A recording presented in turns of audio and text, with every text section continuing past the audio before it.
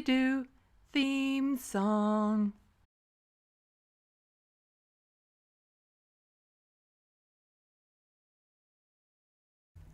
Hello, welcome to Left of the Box News Bites. Bonjour, bienvenue. I'm Sandy. Like always, I'm late getting to this story. However, since racism in Canada is systemic and doesn't seem to be going away anytime soon, every moment is a good moment to bring awareness to this issue. Recently in the news, and by news I mean Twitter, because mainstream media either doesn't cover the important stories or they do a horrible job of getting it out to the masses. Tiki torch marches took place in Alberta. Tiki torch marches in Alberta. Okay, so not that surprising. But when I told my producer Bev and another friend, they didn't know the implications of the marches, and tiki torches made sense to them because, well, it's cold out. So I asked them if I said Charlottesville, does that have any significance to them? And they said, isn't that where the pig and the spider became friends? This is why I love having friends that aren't plugged into the news 24/7. It really demonstrates to me the piss poor job our media is doing at reaching people, and it lets me know what I need to add to stories so more people understand what is happening. To help me pick up the slack of professional, high-paid media sources, please hit that like button and subscribe if you haven't already. And since I'm not being funded by any right-wing or left-wing or center-wing organizations, please become a Patreon so I can be funded by people who care. Also, follow me on Twitter, where I occasionally have funny, informative tweets. Link in the description box below. In this segment, I'm focusing on a story outside of Ontario. Congratulations, Alberta, for getting noticed. You must be so proud. Okay, so the significance of tiki torch marches. On August 11th to 12th, 2017, in Charlottesville, Virginia, the Unite the Right rally was held to protest the removal of a Robert E. Lee statue, a racist general from the losing side of the American Civil War. However, this was just an excuse for far-right groups to come together in solidarity and express their hatred for all who aren't them. This was a diverse group of hate-filled white men with representation from neo-Confederates, white nationalists, neo-Nazis, Klansmen, right-wing militias, Proud Boys, and probably a few extremely confused Civil War buffs who showed up because they genuinely care about preserving statues of people from that period. One of the most unsettling images from this rally was the march at night with tiki torches and the chants making it clear this wasn't about a statue. Chants like, "The Jews will not replace us," and "Blood and Soil."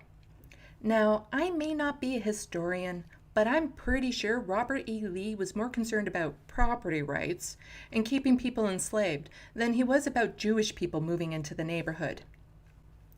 Tiki torches were in such high demand for this rally, many retail outlets and online sources sold out of them. On the afternoon of August 12th, a self-identified white supremacist intentionally rammed his car into a group of counter-protesters, injuring 19 and murdering Heather Heyer, a beautiful soul who brought love into this world, taken away by hate.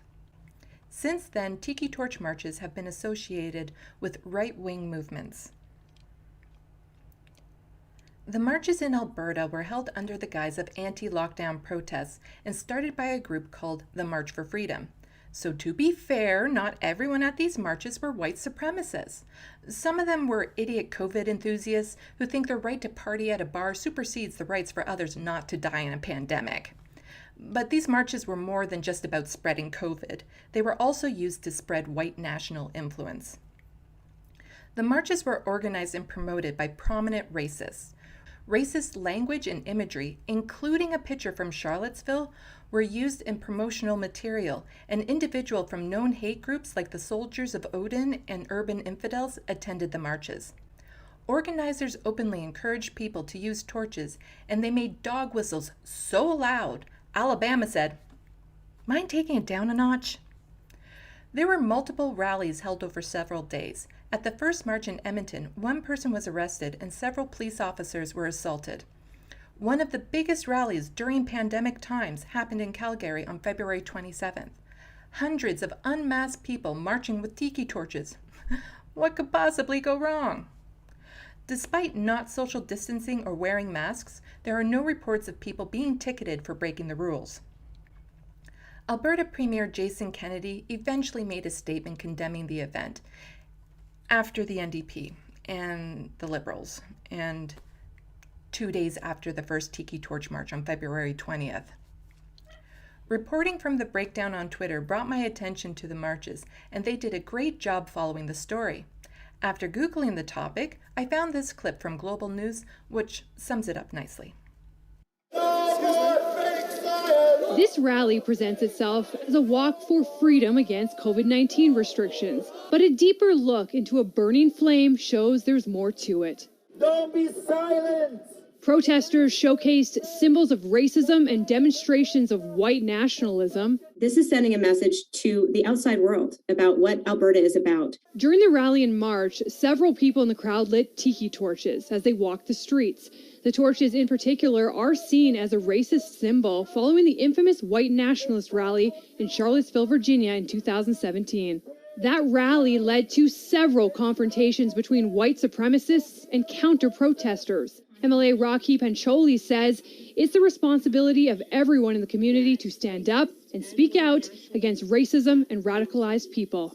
What it does tell them is that Alberta will tolerate this kind of racism and this kind of hate in our community. And I think the onus is on all of us as individuals, but particularly on the leadership of this province, to stand up and say, no, that's not what Alberta is about. In a tweet, former MP Amarjeet Sohi states that these racist rallies and attacks, if go unchallenged, tarnish YEG reputation of being an inclusive and welcoming city. Yeah, no, it's a little late for that.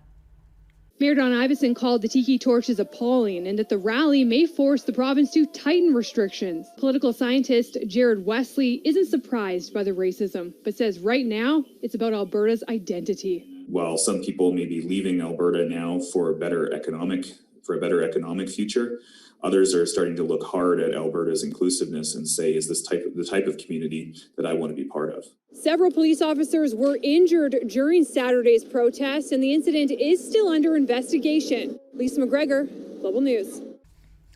This story lays bare two major issues. First one, racism in Canada is widespread and white national organizations are making their presence known.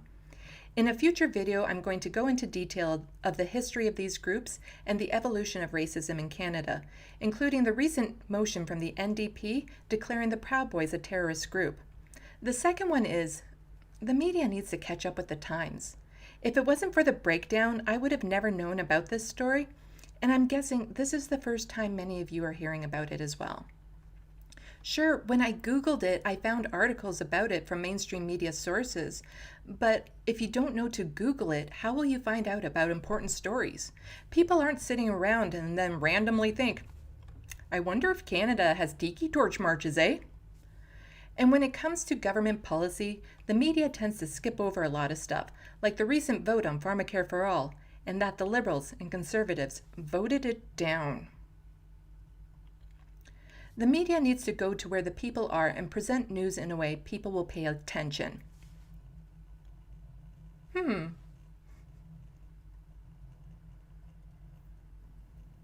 you know what this is not? A tiki torch. Why? Because Alberta bought them all so white nationalists can go on maskless anti-lockdown marches. To learn more information and find out how racist your province is, Google it. Mainstream media. The truth is depressing, so we won't report it. People need to be made aware of the marches happening in Canada, and we need to do more than just talk about the issues. We need to dig down to the root of the problem and tackle it from its source. It's easy to say we're an inclusive country and ignore the problem until one day a march walks down your street. Oh yeah, and if you're white and straight, the true intent of these marches might come as a surprise to you. But do you know who isn't surprised by them? Everyone else. I need your support to keep this channel going. Like, subscribe, share, and encourage others to do the same. Together, we can make positive, progressive change. Salut, à la prochaine. Thank you for watching and stay tuned. I'm Sandy, wishing your tomorrow is better than your today.